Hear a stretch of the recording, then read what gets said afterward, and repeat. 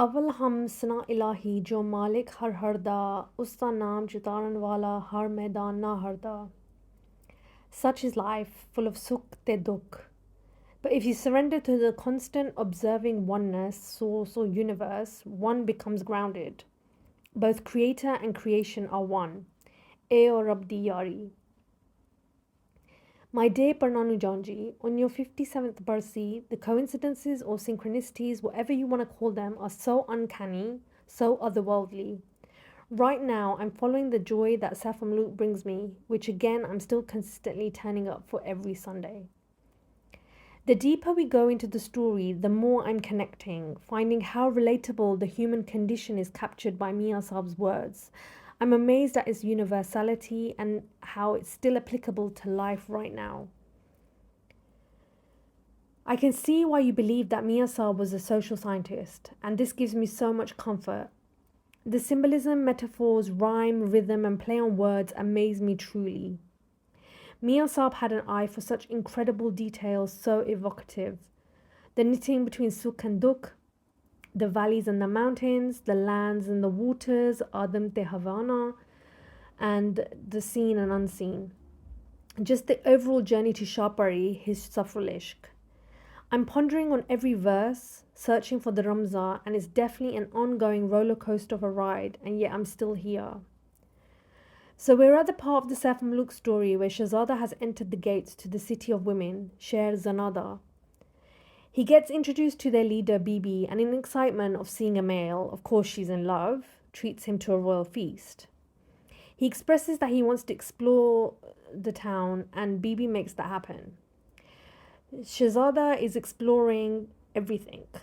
The cataloguing tool that is used by Mia Saab here, similar to Waris Shah, shows the ins and outs of this town, every nook and cranny.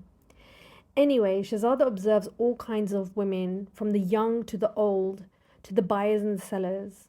I felt that this experience of seeing only women, not a man in sight, was in fact very strange, especially in a mainly male-dominated world.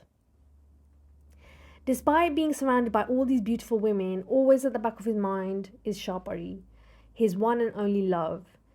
He is never going to waver from the journey to reach Bari by these temporary distractions or lusts. His focus is purely on his Safrul-ishq, and this unwavering, unconditional love he has surrendered himself to is shown by many visual examples which really sent a tingle down my spine, connecting me to you, Prananu Janji. Whoever has ishq in their heart, it will never leave. No one can replace that love, even if you meet thousands of beautiful women. The example of the Sultan of Ghazni, who had thousands of beautiful slaves, but the one hair of his very loyal ayahs is worth all of them put together. The next imagery was total Ruka Nasha for me. The sun is more beautiful than the moon, but the story is that of the Jakur that only dances to the moon. Uff Allah, so beautiful. Similarly, using another example of light, Mia Saab Pramandene with the blazing fire, look at the moth. It won't leave the diva. The moth is so content with this little light.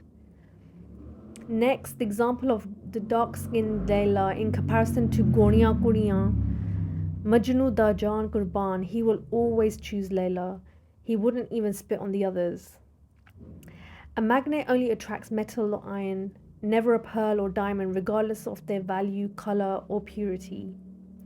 And when a yellow bead is brought close to a piece of straw, they fly to meet. But they don't embrace diamonds, rubies, or garnets. Mia Saab quite rightly says, strange are the paths to the heart. And then lastly, but not least, if Gamina enters the heart, even if they see better, they will never forget. If you know someone is good for you, then why would you go door to door elsewhere? What keeps going round and round in my head after reading these beautiful examples is that love is love is love is love. It can't be explained, only felt and experienced. It doesn't have to make sense.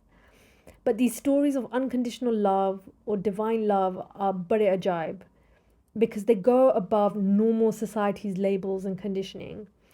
and only the enlightened ones realize our oneness through our love for the Creator, Source of the universe, and creation. I imagine you reciting these particularly moving verses based on how they make me feel. Also, just to add, I'm starting to get the rhythm of Varishah's He finally. We're just over halfway through now, and we've read half of Japji Sahib, Baba Guru Nanak Ji the Kalam, and now we're reading Sultan Bahuji's bits. I'm absorbing all that I can from the Punjabi Sufi poetry world, and again following all that brings me not only joy but life lessons of being resilient and detached from materialistic wants. I'm practicing this, but I'm also reframing and embracing the word neem pagal because we don't fit in, and that's okay, just like the Sufi Babe. You did you, and I will do me too. I end on the same note as I did in previous years. May I continue to be consistent and strive to seek knowledge, love, and light, then I will find.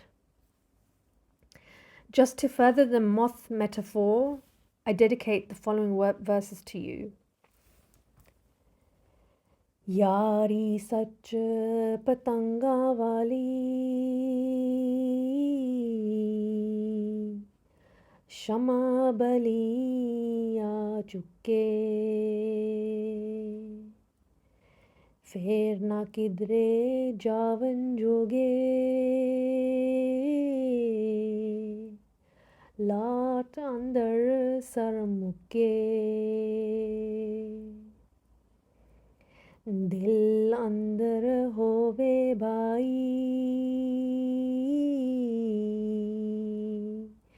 हिकरती चिंगारी एक किस्सा पर पांबर बंदा नाल रबे दी यारी इसे हिक्से मिसरे अंदर गर्ज किसे दी सारी जो ढूंढे सो पावे भाई मुफ्त नहीं पर यारी